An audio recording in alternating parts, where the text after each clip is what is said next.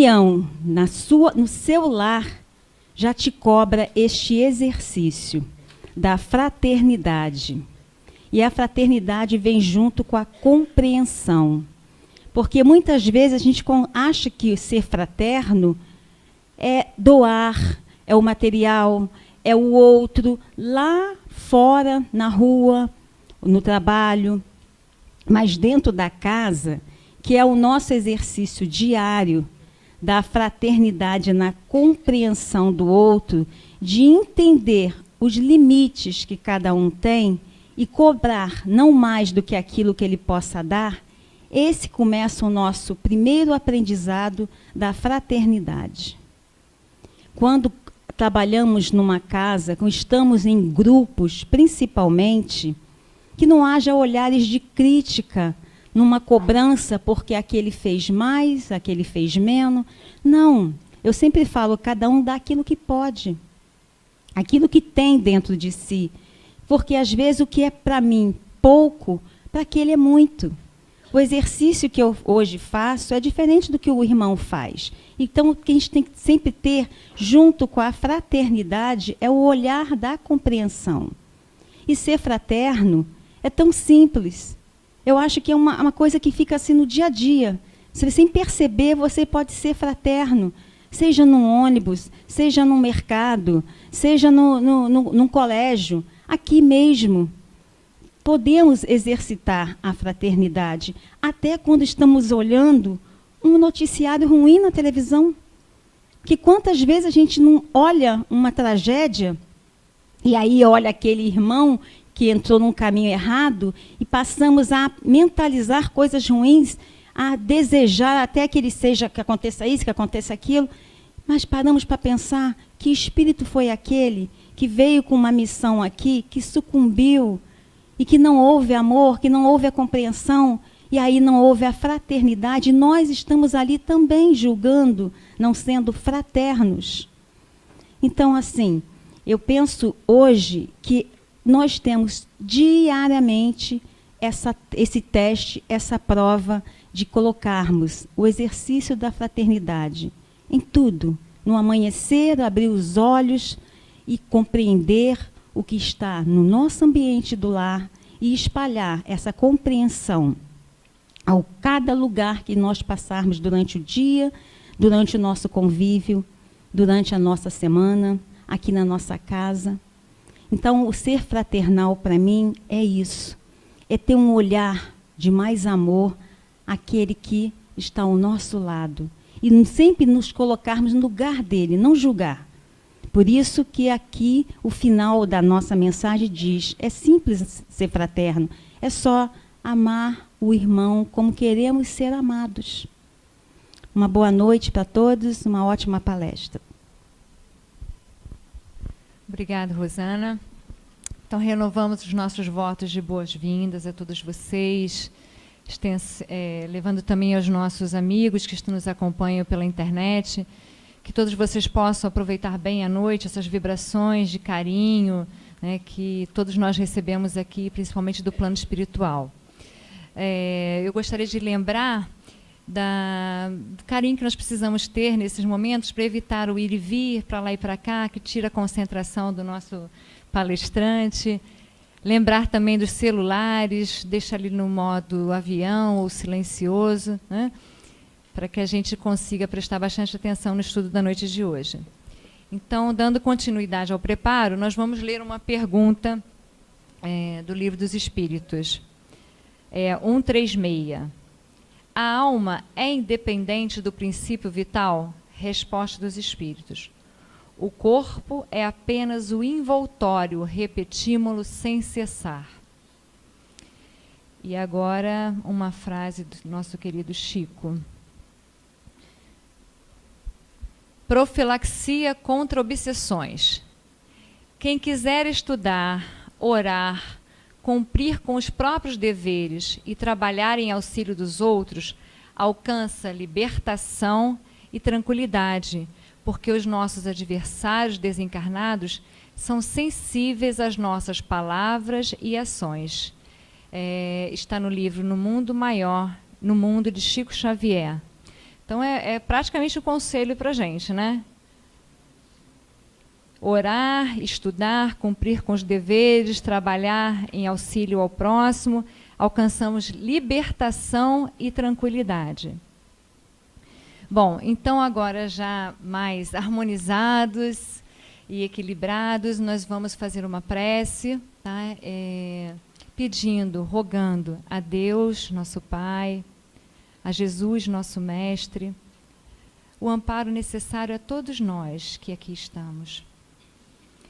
Que possamos receber na noite de hoje as vibrações benfazejas, benéficas do plano espiritual, para equilibrar os nossos sentimentos, para trazer essa sensação de bem-estar, que é através da lei do amor, que todos nós possamos receber essas vibrações positivas e receber das palavras do palestrante da noite de hoje esses ensinamentos que o plano espiritual nos deixou com tanto carinho e que nos são muito úteis em nossa vida e em nossa evolução. Que assim seja. Então, agora passamos a palavra ao Gilberto, que nos apresentará o estudo da noite de hoje. Ninguém conhece, para quem não conhece, Gilberto Bordalo.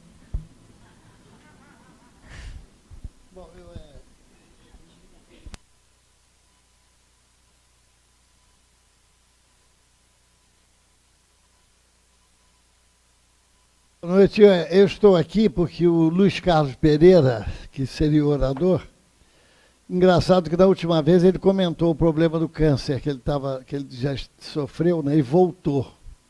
O câncer voltou, e, enfim, então ele pediu até orações, aquilo. Então, quem lembrar dele, vamos ter pensamentos de fé, de esperança. Então, e como ele me avisou praticamente em cima, e eu não deu para arrumar uma outra pessoa, vocês vão pelo menos treinar a paciência. E treinando a paciência, a gente precisa muito hoje, né, de paciência, né, de paz. Não, o Chico, uma vez, ela falou em fraternidade, aquilo tudo. O Chico passava, novinho ainda, por uma casa, e uma senhora, uma avó, estava no portão, sempre no portão, e ele cumprimentava a senhora, sem conhecê-la, com simpatia e bom humor. E ela achou aquilo extraordinário. Um rapaz novo, não me conhece. Ele, quando ia para o trabalho, quando voltava do trabalho, no intervalo, ele cumprimentava sempre. E ela, então, veio a saber depois, que ele era espírita, o Chico Xavier, e a neta dela, Célia Diniz, que já esteve aqui, falando sobre Vencendo a Dor da Morte, que teve o livro aqui, ela disse, olha, eu quero ir nesse centro, nesse tal de centro espírita que você tanto fala, para conhecer o Chico Xavier. Porque ele me cumprimenta com tanto carinho, tanta simpatia, que eu quero conhecer. Ela era evangélica, foi ao centro, tornou-se espírita. Olha só, um bom dia, uma boa noite, que a gente der, né? Não é aquele bom dia, é um bom dia, né? Bom dia, é diferente, né?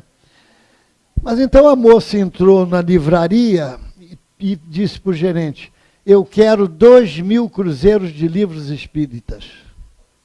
A senhora tem a relação? Ele achou, ficou espantado, uma cidade pequena, pedir tanto dinheiro assim de livros espíritas. Não, o senhor separa os melhores e manda para a casa do doutor Anísio Forte, que era muito conhecido na cidade.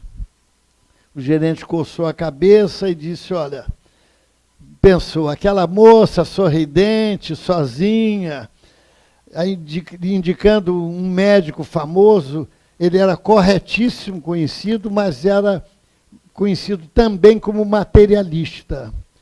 Então, a senhora vai me perdoar, ele autorizou a senhora a dar esses livros? Não. Então a senhora sorriu e disse, compreendendo a dificuldade do homem para entendê-la, ela disse, há 4 anos atrás, meu marido estava doente. eu precisava de um emprego e tive a possibilidade de fazer a limpeza no consultório do Dr. Anísio Fortes.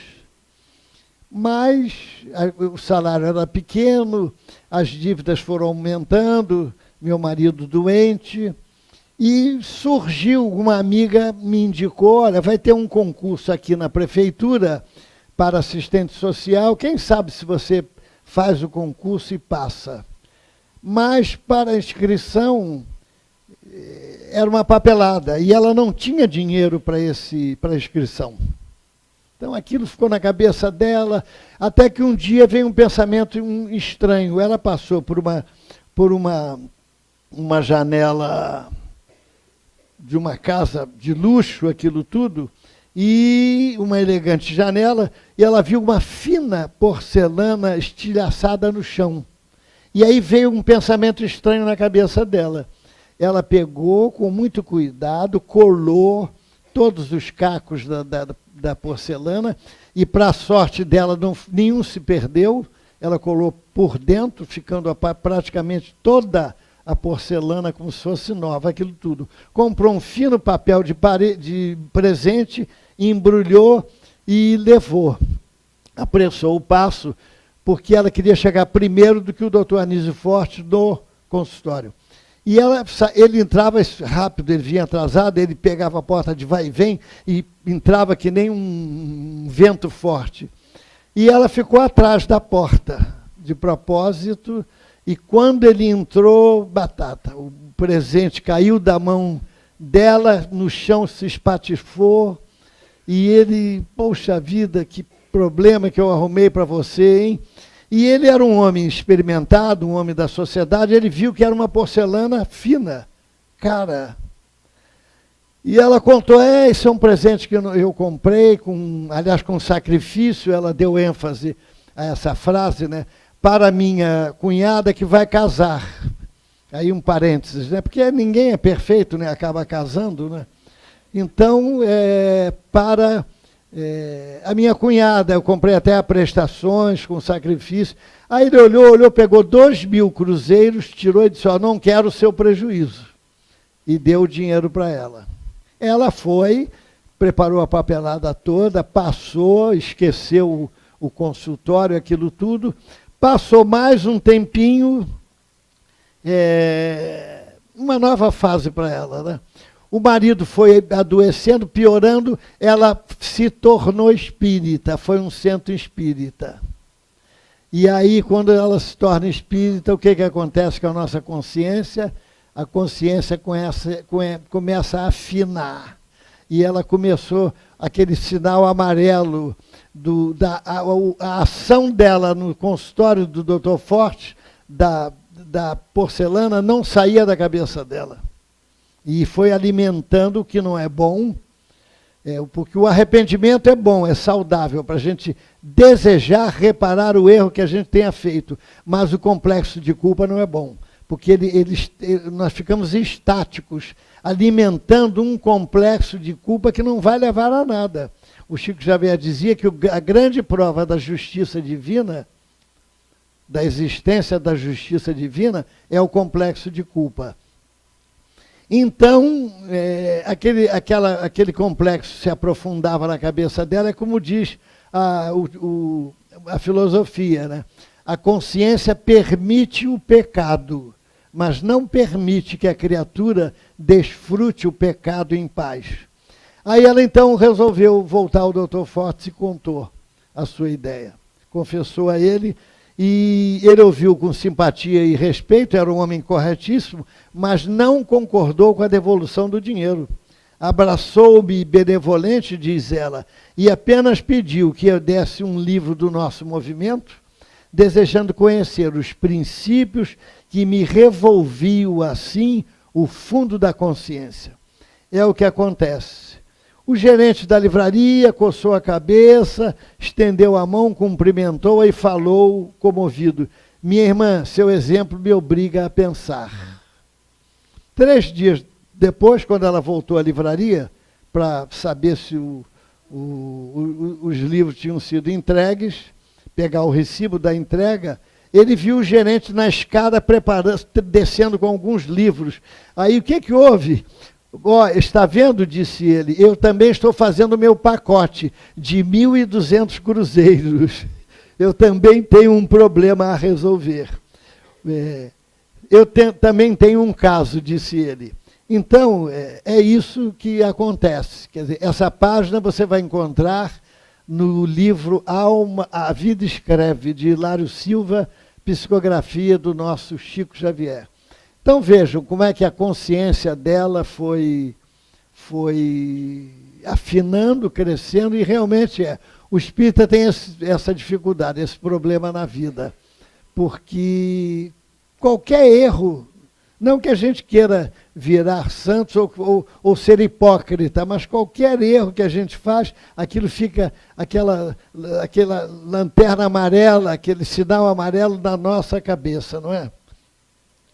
Então a conquista do céu para os espíritas não é fácil. Se a gente fizer uma comparação, sem querer entrar em julgamento ou crítica, enquanto para o católico que vai ao encontro do padre confessor, ele tem abertas as portas do céu, para onde vai com a alma completamente limpa, por seu turno, amparado o protestante, guiado, conduzido pelas asas da fé, pelo mesmo caminho do católico, arrependido, ele vai às plagas da felicidade. Porque basta ele cumprir lá o dízimo ou a confissão, que a coisa está salva. A minha geração, a grande maioria, éramos de origem católica, então eu fiz a primeira comunhão, né? Então eu cheguei em casa e falei assim, bem cá, será que eu estou zerado de pecado? Eu tive esse pensamento, será que eu não estou com mais nenhum pecado? Aí eu pensei, tive um pensamento malévolo, eu digo, um pecado. Aí depois eu tive outro, 2 pecados. Quer dizer, não dá certo, né? Não é por aí, né, que a gente resolve o nosso problema. Se fosse assim, era fácil. Ia ter filas na igreja, concorda, Vicente? Ia ter, né? Então é isso. Porque olha só, o que o Lutero falou? Peca, mas tem fé.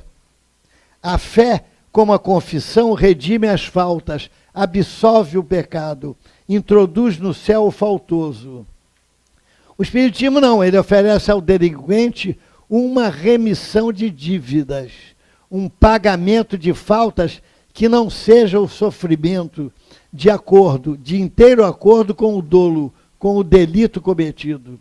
Não é a remissão total da dívida, é a faculdade, o caminho para redimi-la. Isso é muito mais justo, isso é muito mais próximo da lei de Deus, não é? E arrependido está a criatura apta para o pagamento. Não está, porém, com a dívida liquidada. Quer dizer, está pronto para pagar, mas não está com a dívida liquidada. Certa feita, eu dei um livro dos Espíritos a uma amiga advogada, e 2 ou 3 meses depois eu a encontrei e vi, e aí, fulana, gostou do livro? Está lendo o livro? Ah, não, parei de ler. Você parou de ler por quê? Não, porque se eu continuar lendo, eu vou ter que parar de fazer muitas coisas que eu ainda gosto de fazer. Quer dizer, é aquilo que... aquilo foi franca, foi real, quer dizer, porque realmente da nossa consciência vai criando novos contornos, né? Dizem que o Espiritismo é difícil de ler. Tem gente que diz que acha o Livro dos Espíritos difícil, que acha Emmanuel difícil. A senhora acha, né? Balançou com a cabeça assim, né? Alguns dizem, realmente o Espiritismo ele é uma doutrina incômoda, porque ela incomoda. O Espiritismo é incômodo porque ela incomoda. A doutrina põe por terra as, aspas, conveniências humanas. Não exige nada, mas espera tudo do seu profitente. Aponta-nos a remissão pela dor, olha só como é, um caminho, um protocolo. Aponta-nos a remissão pela dor, qualquer que seja a posição social da criatura. Impõe o desinteresse quando a alma humana está assoberbada pelo egoísmo. Prescreve a gratuidade daquilo que de graça recebemos inquietando até muitos médios. E hoje, infelizmente, o que a gente observa? As pessoas cobrarem alto para seminários, encontros, aquilo tudo, o que vai de encontro com a essência doutrinária. Só para ilustrar, e eu fico a cavaleiro para falar isso, o Chico Xavier, uma vez, perguntaram a ele se ele iria num lugar que se cobrasse para ele entrar. Então ele foi textual. Ele disse, se eu for no lugar e souber que estão cobrando entrada para me ver, palavras dele, aquele jeito dele, eu daria todo o meu dinheiro do bolso, daria meia volta e iria embora. Então, entre todas as justificativas, aquilo tudo, nós ficamos com o pensamento do nosso Chico Xavier, que é o pensamento doutrinário. Kardec nunca se falou que ele cobrou, nenhum deles daquela época, Eurípides, ninguém cobrava nada para ser visto ou para entrar. Então, é um problema sério, incomoda, porque quando se fala em dinheiro, e num dinheiro alto, aí começa o problema. O Espiritismo aconselha o perdão das ofensas, quando o rancor tumultua as almas. E nós temos dificuldade de perdoar pequeninos perdões junto àquelas pessoas que nos são mais caras. Às vezes a pessoa diz, fulana, eu sou muito sentido com ela, porque foi um erro de 20 anos atrás que ela fez e ela foi incapaz de esquecer aquilo. Então é um problema sério para o espírita, porque o Espiritismo recomenda o perdão em todas as situações. O perdão das ofensas quando o rancor tumultua as almas. E não basta crer, imperioso esculpir a moral do Cristo no coração. André Luiz, no livro Estude Viva, ele que tem aí para gente para vender, nos ensina que as boas soluções nem sempre são as mais fáceis. E as manifestações corretas nem sempre as mais agradáveis. A trilha do acerto exige muito mais as normas do esforço maior que as saídas circunstanciais ou os atalhos do oportunismo. É muito difícil, por exemplo, a criatura, ou é difícil talvez, parar num sinal e fazer uma infração do trânsito, o guarda chegar para multá-lo e ele não oferecer um valor para o guarda para que aquilo não aconteça, não é? Quer dizer, e outras situações que a criatura enfrenta, que nós enfrentamos hoje e que são as soluções mais fáceis, mas não as melhores e as soluções. São as posições mais agradáveis, mas não são as melhores. Porque a trilha do acerto, diz André Luiz, exige muito mais as normas do esforço maior que as saídas circunstanciais ou os atalhos do oportunismo.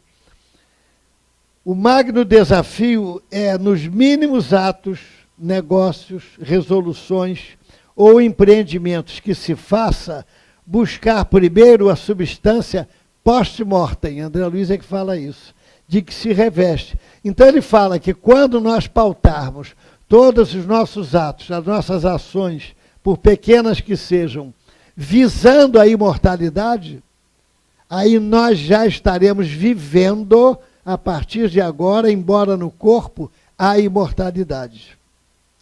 A felicidade, para ser verdadeira, há de guardar essência eterna. Imperioso desvencilharmos-nos dos círculos viciosos das reencarnações de provas repisadas. A criatura reencarna como aquela personagem do livro Cartas e Crônicas, de Humberto de Campos, que ela, só para vencer o ciúme, ela reencarnou 9 vezes, infrutíferamente, não conseguiu vencer o ciúme. E tantas outras.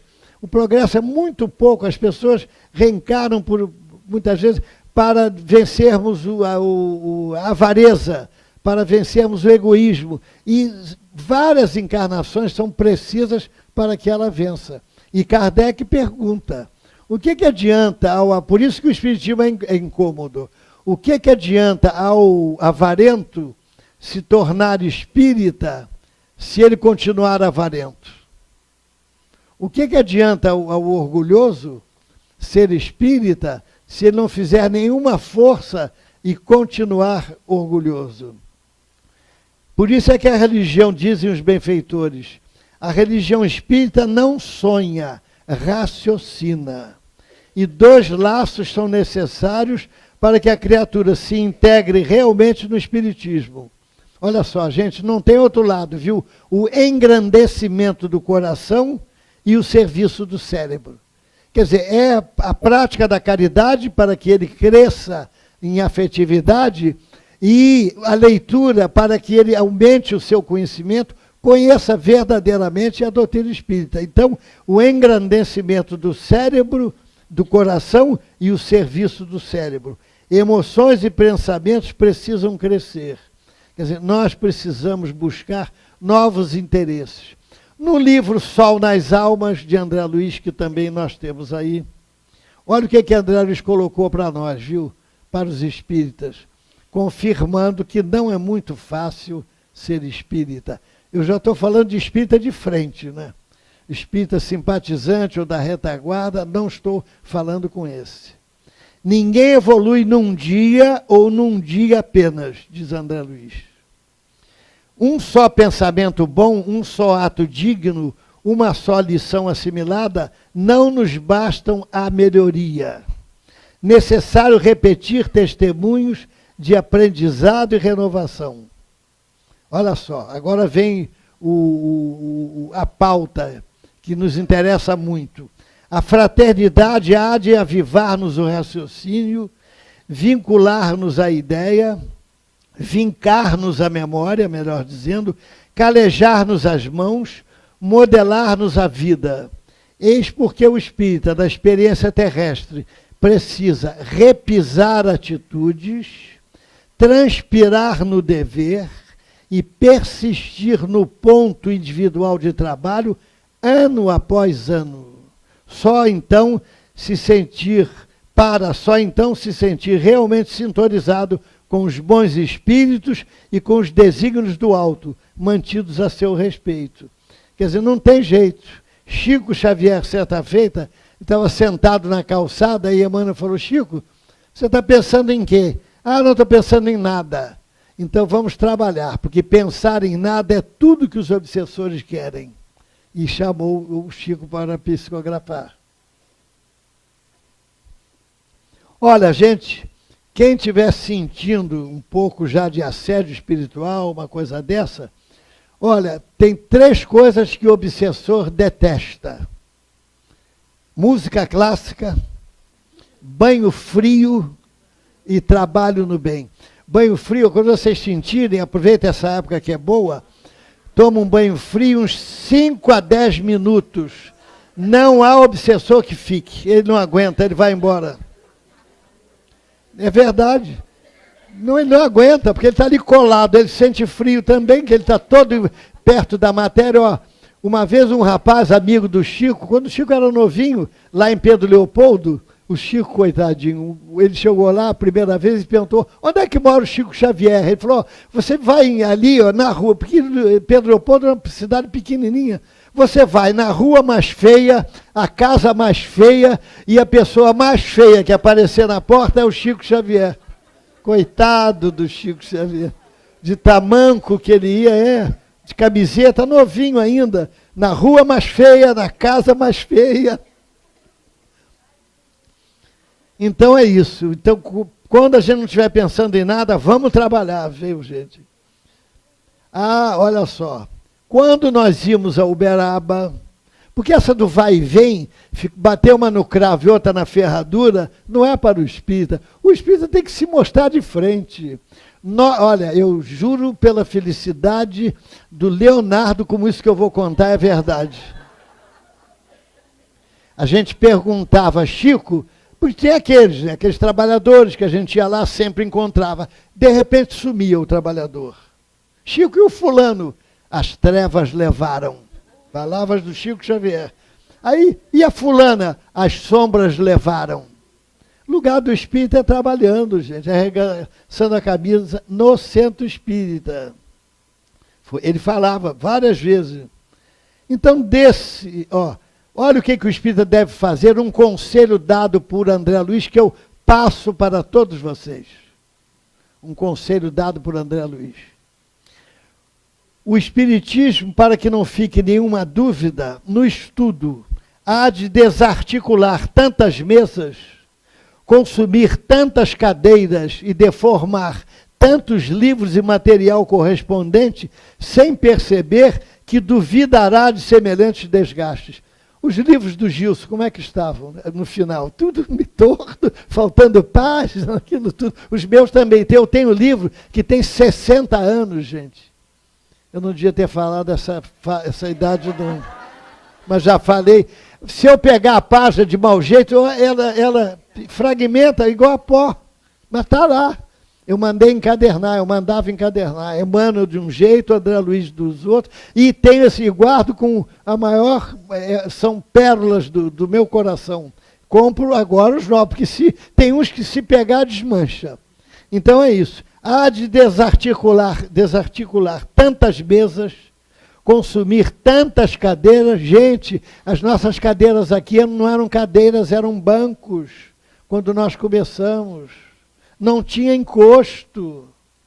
Uma vez em Uberaba me deram uma cadeira, eu não sei como, aquela época era tudo emprestado, né? Tudo, não era uniforme, que não tinha fundo. E eu participei é verdade, é? Eu participei da peregrinação que o Chico fazia com 42 famílias que ele visitava, fazendo sol ou chuva, não importava. Caiu um temporal daqueles. E o fardo ia primeiro, a bolsa básica, e depois ia lá, abria o evangelho, e a pessoa abria o evangelho, ele dava para um da família e ele lia. Então, quando nós voltamos para o centro, e o Chico falou, olha, nunca ninguém ficou gripado aqui. Nunca. Quando eu sentei naquela cadeira estranha que me deram para sentar, ficou uma poça d'água embaixo da chuva que eu peguei, porque eu estava com um paletó, e a chuva, a água que ele absorveu foi descendo, ficou uma pocinha d'água embaixo. Não fiquei gripado. Então, onde é que eu estava mesmo? Acho que vou ter começado o início. Minha palestra é decorada. Ela quase chorou ali. Mostrou, ai, meu Deus do céu, começado o início. Para com isso. Há de desarticular tantas mesas, livro, material, sem perceber que duvidará de semelhantes desgastes. Há de amar e compreender tantos espíritos na mediunidade, olha só, gente. E os homens que qualquer incompreensão não mais lhe fará moça. Eu tenho uma amiga que ela falou para mim o seguinte, Gilberto, eu me dou muito melhor com os espíritos do que com o pessoal daqui de baixo. Ela falou isso. E se dá mesmo, ela tem uma identidade do trabalho com os espíritos, que os espíritos para ela é como se fossem parentes, irmãos, aquilo tudo. Bom, há de exercitar tanto entendimento e tanta paciência, aí é no lado da renovação, aquele lado mais difícil, diante da dor que acabará sofrendo todas as humilhações e tribulações da romagem terrestre, com o equilíbrio de quem atingiu inarredável serenidade. Gente, o Espiritismo não veio para aplainar os caminhos da vida humana. O Espiritismo veio para despertar em nós os interesses pelas coisas do céu. Não se trata de mais uma religião. Quer ver como a gente resolve o nosso problema da felicidade aqui? Facílimo de resolver. As pessoas ficam, né? Que é casa, que é isso, que é aquilo, facílimo de resolver, e as pessoas entram na complexidade. Ó, dois pequenos itens resolvem o problema da nossa felicidade. Embora eu vou escrever aqui só para ficar marcado. A pergunta do Livro dos Espíritos, que fala sobre isso. Está aqui, 922. Livro dos Espíritos, 922. A felicidade terrena é relativa à posição de cada um. O que é suficiente para a felicidade de um faz a infelicidade de outro. Há, entretanto, uma medida comum à felicidade para todos os homens? Olha que resposta simples, meu Deus do céu. Para a vida material, a posse do necessário. Para a vida moral, a consciência pura e fé no futuro. Então, gente, vida material, a posse do necessário. Eu conheci uma criatura que tinha 75 pares de sapatos. O engraxate que eu conhecia, era lá no Leblon, ele uma vez a cada 15 dias, ele ia para a casa desse homem e ficava o dia inteiro engraxando os sapatos dele. Ele tirava, vamos considerar que ele só tem 2 pés, quer dizer, só pode usar um par de cada vez. Ele tirava a graxa que ele tinha colocado há 15 dias atrás, de todos os 75 pares, e colocava tudo de novo. 15 dias depois, ele repetia a mesma operação. Quer dizer, então, e para a vida moral, a consciência pura. Gente, a consciência tranquila é um galardão, é o maior tesouro que a gente pode ter. Já imaginou a gente acordar com a consciência tranquila? Por não ter feito, ter dado um prejuízo a alguém, não ter feito um mal feito para outro, enfim. Quer dizer, é um galardão, não é não? A gente acordar com a consciência tranquila, em paz, não é? Para a vida material, a posse do necessário. Para a vida moral. Tem aquela história que o William contou aqui, e eu vou repetir, que muita gente não conhece. Ele contou aqui. E o Espírito, André Luiz, comentando essa pergunta do Livro dos Espíritos, ele foi lógico. Nós entendemos que o que é necessário para a vida material varia de acordo com a situação de cada um nos compromissos da vida. A gente entende um homem que tem uma posição de destaque na vida pública, aquilo tudo, ele precisa de uma apresentação, é natural isso tudo. Bom, a moradia pode ser cabana ou palacete, a roupa terno ou uniforme, transporte é próprio ou coletivo, e por aí vai. O William contou aqui que um casal morava na Barra da Tijuca, bom apartamento, perto do mar, carro 0 quilômetro na garagem. A mulher cismou de comprar uma cama king size. É aquela cama grande, né? E, gente, quando a mulher, já falei isso muito, porque é uma constatação, quando a mulher cisma, até Deus cede. Porque Deus não aguenta, ele cede. Não, ele não aguenta. Comprou a cama king size. Aí, na hora de entrar na suíte, não entrou. Solução, claro, partindo da mulher, é claro. Mudar de apartamento. Comprar um apartamento que a cama king size coubesse. Comprar uma cobertura, deu o apartamento como parte de pagamento, ficou devendo uma grande parte do casamento. 6 meses depois, ele perdeu o emprego. Moram hoje, nada contra, no Meier, num apartamento de 2 quartos. Nada contra, mas quer dizer, então é isso. Não se bastou com aquilo que tinha, que, não é? Hein? Ah, não, a cama nem entrava na portaria, se levasse. A cama ficou lá na suíte.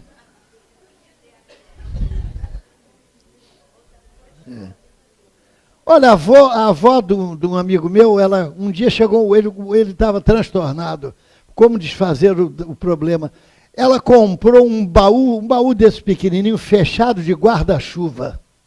Mas vem cá, por que você fez isso, minha avó? Não, a gente pode perder, aí é preciso, chove. Quando ali ele abriu, estava atulhado de guarda-chuvas.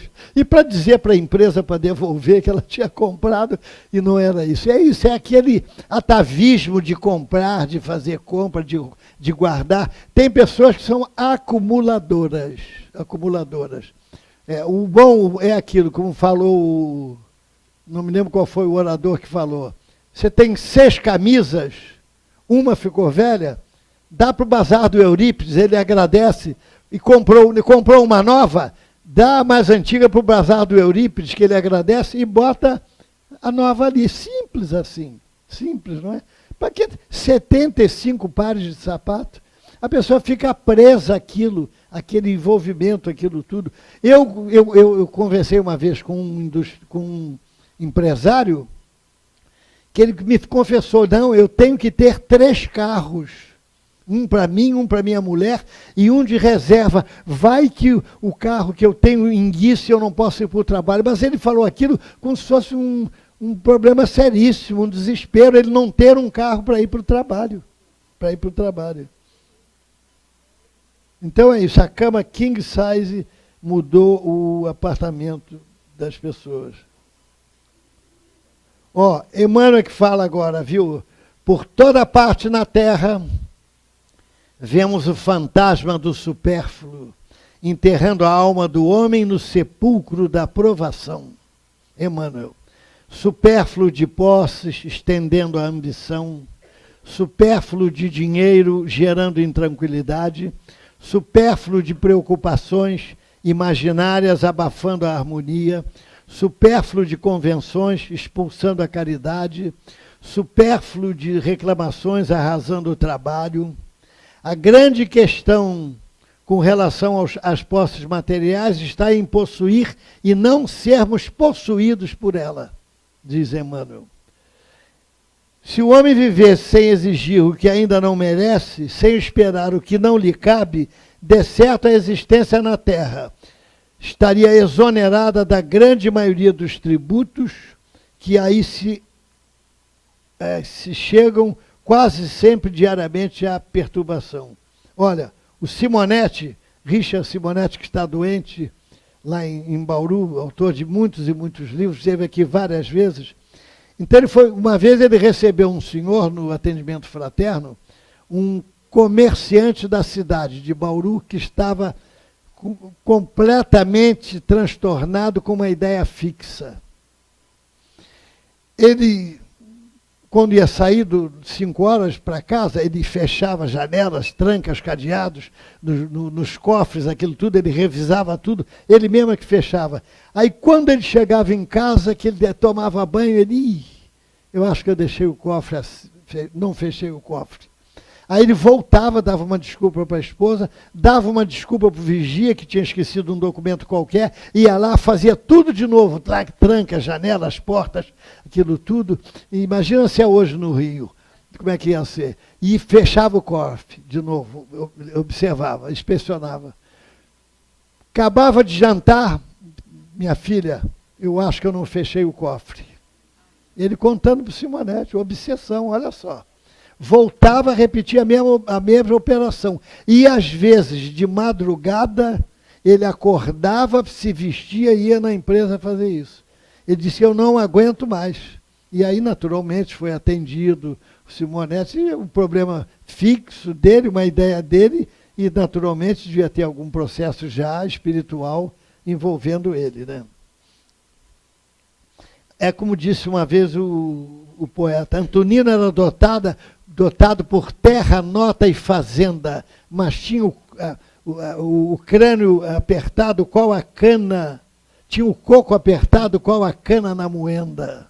De tanto, né, pensar nesse valor, a pessoa fica com a cabeça quente, né? Que ninguém se iluda, disse no Mundo Maior, um livro de André Luiz, o mentor. Erros e acertos estarão indelevelmente registrados em nossa consciência. Porque a pessoa traz. Aquele garoto fulano, você vê hoje no dia atual crianças com frases, com com uma menina de 8 anos que perguntaram a ela o que era a saudade. Essa frase viralizou, foi para tudo quanto é lugar. O que é a saudade? A saudade é o amor que fica, respondeu ela. Uma resposta altamente inteligente, né? Então, a nossa consciência guarda os acertos e os desacertos. Os desacertos, depois de um determinado tempo de reencarnação, eles voltam para nos atacar. Então, muita gente vive hoje a carta de um médium de consultas, uma cartomante que diga o que deve ou não deve fazer.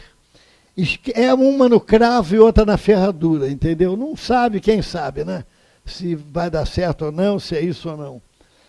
Que diga o que deve ou não deve fazer. Esquece que temos dentro de nós um excelente guia, a consciência. O que ela reprovar, não faça. É ponto. Ó, uma amiga foi pedir ao chamado preto velho, né, para ajudar o filho que ia fazer uma prova na escola. Precisava passar. Então o espírito experimentado disse, ó, diz a ele para estudar, para olhar o ponto e repassando o ponto que vai cair, até ele ver o meu rosto ali na página. Quando ele ver o meu rosto, é que está tudo certo, nós vamos ajudar ele. E ele acordou cedo, começou a estudar e quando chegou 10 horas da noite, ele estava cansado, parou. Ele não viu o rosto, mas sabia o ponto todo. Foi a técnica que o espírito usou para ele estudar. Quer dizer, ele sabia que ele não ia ver o rosto dele, mas que ele ia, ele mesmo, por iniciativa própria, estudar e ver. Né? Então, aqui não, aqui o espiritismo ele pode ser incômodo, mas ele também tem um lado. Ser espírita hoje é status, né? A pessoa, quem é espírita, quem tem problema, procura para saber como é que pode resolver, como é que não pode, né? E antigamente, no tempo de Jesus, as coisas eram difíceis. Eram muito difíceis. Vocês já imaginaram? Agora, o que é que Jesus, por que que Jesus escolheu aqueles espíritos? Pescadores, incultos, porque eles estavam, o que muito espírita bom não está. Eles estavam, dispostos. Eles estavam resolvidos tanto é que Jesus falava, segue-me. Eles não questionavam, mas vem cá, quanto eu vou ganhar? Como é que é? Quanto não é? Nenhum deles questionou nada, porque eles estavam dispostos. E além de dispostos, por estarem dispostos, eles estavam preparados. A essência é essa, viu, gente? Não tem outra, não. Jesus sabia que podia contar com eles, até a morte podia contar com eles. Então, uma vez, eu disse que era difícil no tempo de Jesus. Jesus e Pedro estavam voltando para Cafarnaum depois de um dia de muito trabalho, muito. E Pedro viu que Jesus estava cansado, fisionomia cansada. Aí, mestre, vamos procurar uma casa aí onde a gente possa repousar, passar a noite, e amanhã de manhã a gente vai embora. Jesus concordou com ele, até que na primeira casa que Pedro viu, bateu e notou que seria como se fosse um clube que os homens da região tinham fundado para os folguedos, as brincadeiras, aquilo tudo. O homem que veio atender a Pedro, um senho fechado, olhou os dois, um olhar severo. O que é que vocês desejam? Não, a gente deseja passar a noite aqui, porque estamos cansados. Então tá, lá no final tem um salão com uns almofadões, vocês podem ficar lá. Aí Pedro achou estranho, Jesus, foram, aí Jesus colocou Pedro colocou Jesus no fundo e ficou na frente dos almofadões da lida. Passaram-se alguns minutos no salão e uma voz se fez ouvir, mas vem cá, a gente não sabe que tipo de gente está acolhendo, eles podem ser marginais, vocês não viram os trajes deles, o jeito deles? Então, uma voz completou. Então, apanha um deles lá e vamos dar um corretivo nele para eles verem com quem eles estão metidos. Foram lá, apanharam o Pedro, que estava na frente, acordaram ele, botaram no meio do salão e deram 10 bastonadas nas canelas de Pedro, que ficou vermelha, ficou aquilo assim, e Pedro não entendeu nada, voltou resmungando e disse para Jesus o acontecido. Jesus falou: Pedro, você trabalhou, você serviu e sofreu. Por ora é o que está reservado aos seguidores do Pai. Aí Jesus carinhosamente colocou Pedro no canto e ficou na frente dos almofadões. Passou mais um pouco, uma outra voz se fez ouvir: mas vem cá, só um dos malfeitores apanhar não é justo? Vai lá e apanha o que está no canto. Coitado de Pedro. E Pedro voltou para a sala, entendendo cada vez menos, mais 10 bastonadas. Voltou resmungando mais ainda.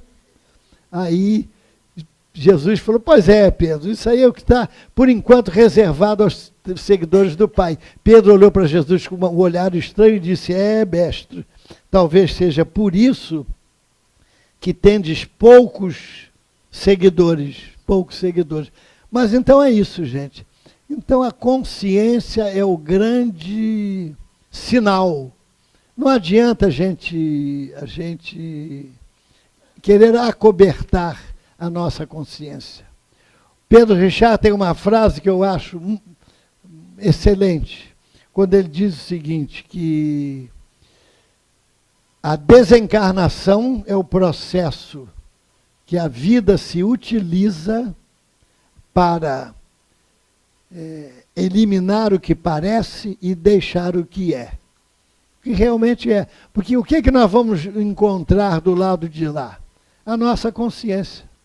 A nossa consciência é o que nós vamos encontrar do lado de lá.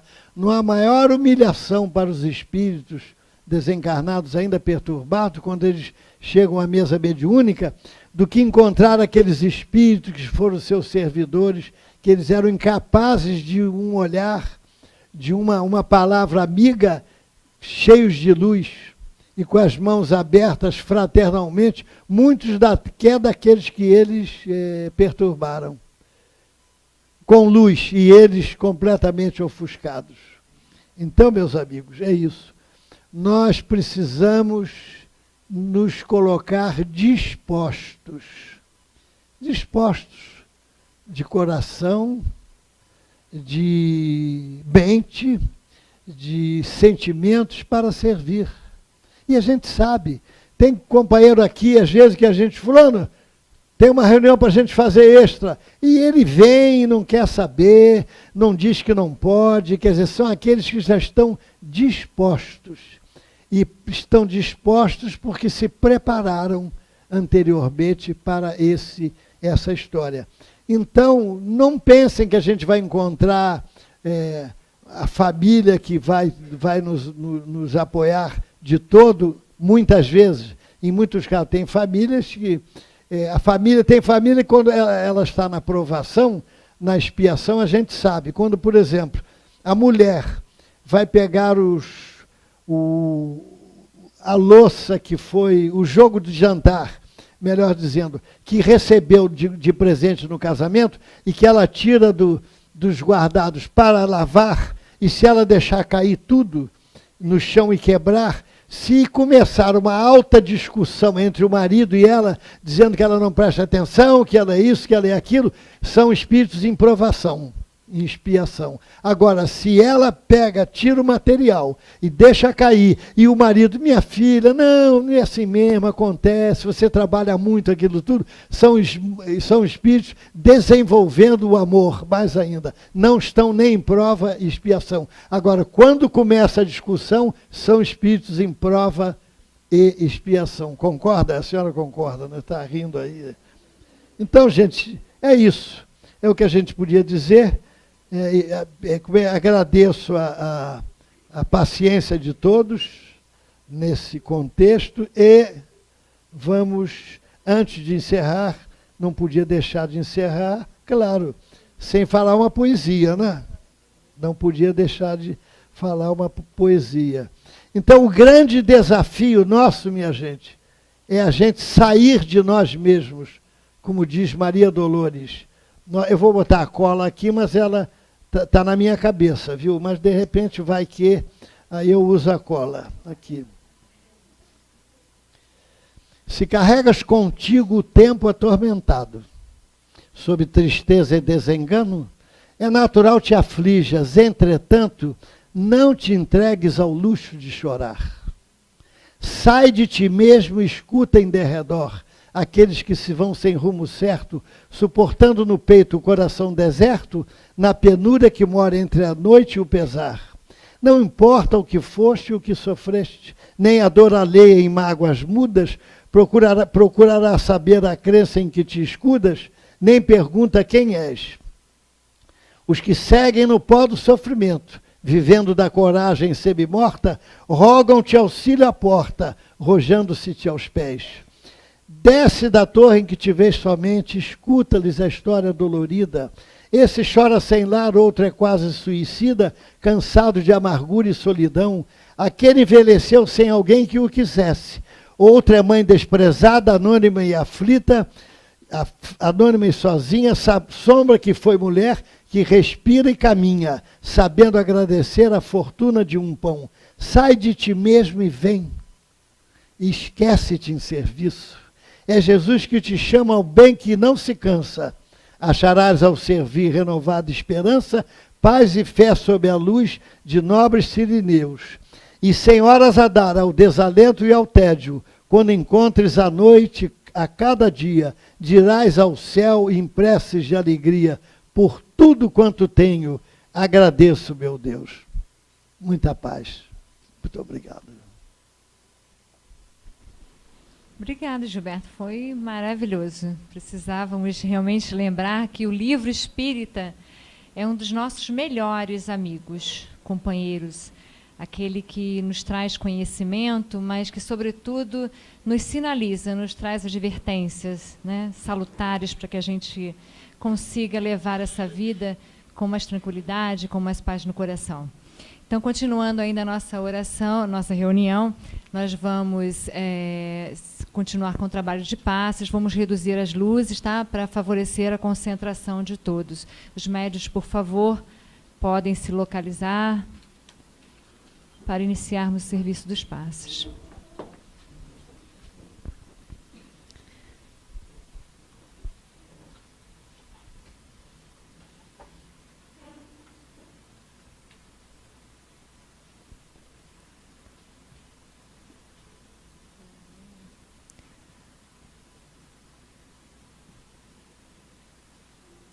Então, meus amigos, vamos silenciar as nossas mentes, acalmar os nossos corações, rogando a Deus, aos benfeitores espirituais desta casa de Eurípides, todo o amparo necessário para o refazimento de nossas almas, de nosso corpo físico. Que cada um possa receber aquilo de que mais precisa nesse momento para alcançar a paz, a força necessária para a caminhada evolutiva. Mestre Jesus, ampara todos nós. Ampara também aqueles que são de nossos corações, que não estão presentes aqui, mas que em pensamento vamos nos sintonizar com eles para que eles também recebam essas vibrações de amor. Que assim seja.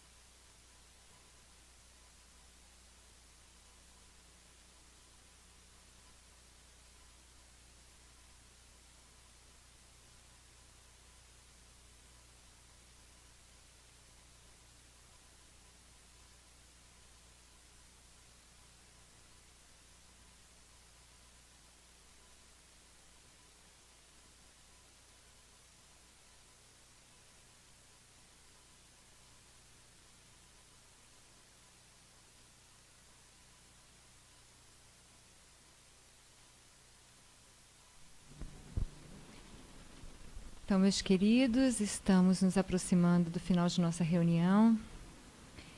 Vamos agradecer a Deus por tudo que nós recebemos aqui na noite de hoje, por todas essas benesses, pelo esse conhecimento que a doutrina espírita nos traz, que nos fortalece, que nos consola, que nos acalma, que nos dá forças para compreender todas as dificuldades que venhamos a passar.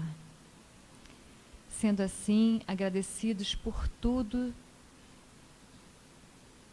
terminamos a nossa reunião, agradecendo a todos os benfeitores espirituais, Chico, Dr. Bezerra, Eurípides, Jesus, nosso Mestre, e a Deus, nosso Pai.